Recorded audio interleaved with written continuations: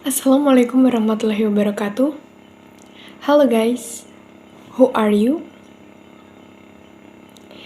Today I will talk my summary about sampling strategy, contaminating and loss in water analysis, and then contamination from Reagen. But the honorable lecturer Bu Eni, and then all of you, my friends, I will presentation it. Let's learn together. Okay, the first sampling strategy.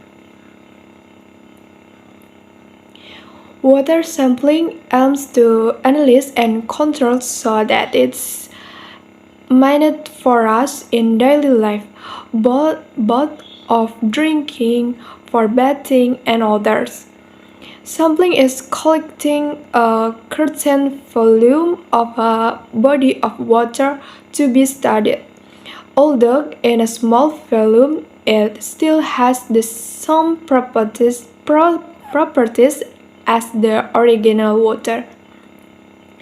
The sampling steps are: number 1, representative sampling; number 2, transport and preservation of samples; number 3 is chemical analysis of samples. Sampling preparation and preservation. The bottle used are ensured that they do not contain contaminant, usually resin with distilled water because it has less minerals. The tools used are pipes and pump. There is also an automatically sample. The sample should fill the collection bottle to the brim, and the bottle must be closed properly so that air contact does not occur, causing oxidation. One common way of preserving sample is cold condition. Samples are transported in an isothermic box containing ice and stored in a freezer. And then disturbance that might occur during sample storage and transport. Number 1, oxygen and carbon dioxide can be absorbed by the sample water or can disappear from the sample water in the air. Number 2, suspend and colloidal substance form their own flux and precipitate so that there are samples that are different from the original state. At the last, the mood should be suspended again evenly before analysis by shaking the bottle. Number 4, like substance and liquids like mud, grease, oil, and others can float on the surface. Number 5, some solute can be oxidized by dissolved oxygen so that it's turned into other compounds. Okay, we can get the point. The method of preserving the sample depends on the analysis to be carried out and the element to be studied. And then next we will learn contamination and loss in water analysis. Contamination is the entry of unwanted compounds into the samples during the sample pre-treatment process and during the analysis process. Contamination can come from the atmosphere, uh, from the operator, from equipment, from water or reagents. From the atmosphere, it is contaminated by particulate trace elements and materials suspended in the atmosphere. A simple way to avoid contamination from the atmosphere is to cover the sample solution during the preparation and analysis process. Contamination by the operator. Number 2. Na and Cl can be transferred to the sample through the operator breath. So usually mask,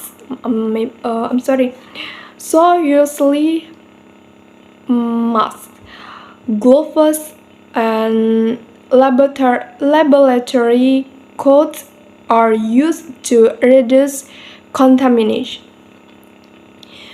And then contamination by equipment. Glassware is usually caused by the dissolving of the solution container. For example, glass material is used for a strong acid container. Then the glass material can be dissolved by the acid. Equipment must be adapted to the sample to be tested.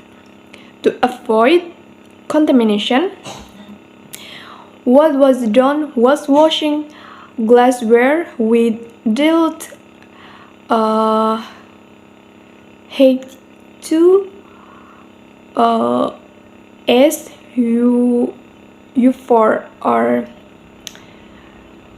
sulfate acid and NHO3. Because we need to subtract the concentration from the previous measurement. Equipment that is recommended and has lower metal contaminant is fused silica. That is can be used at high temperature. Polyethylene and polypropylene.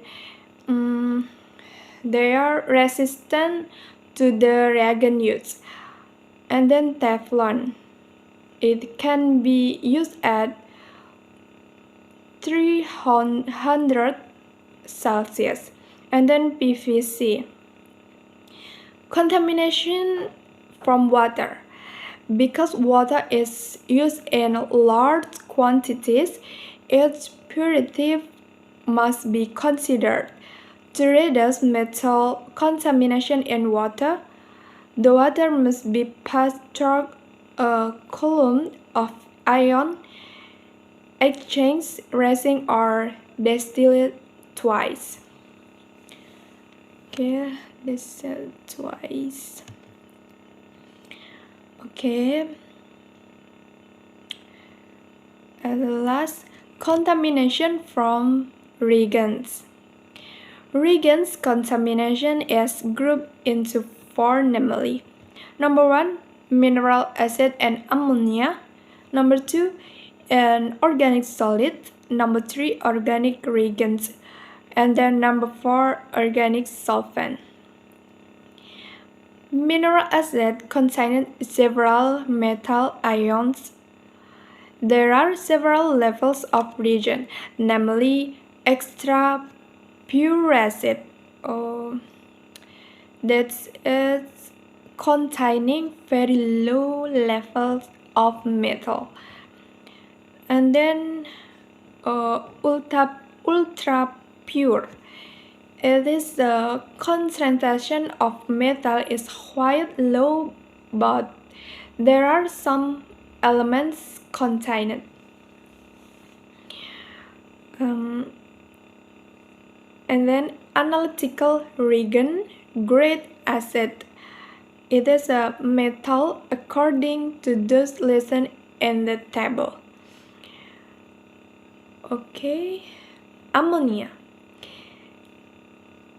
can be contaminated by silica, aluminum, calcium, and other elements which might be caused by attack of alkaline a solution of glass. This analytical can contain quite low concentration of heavy metal. Zinc at less from 0.05 ppm.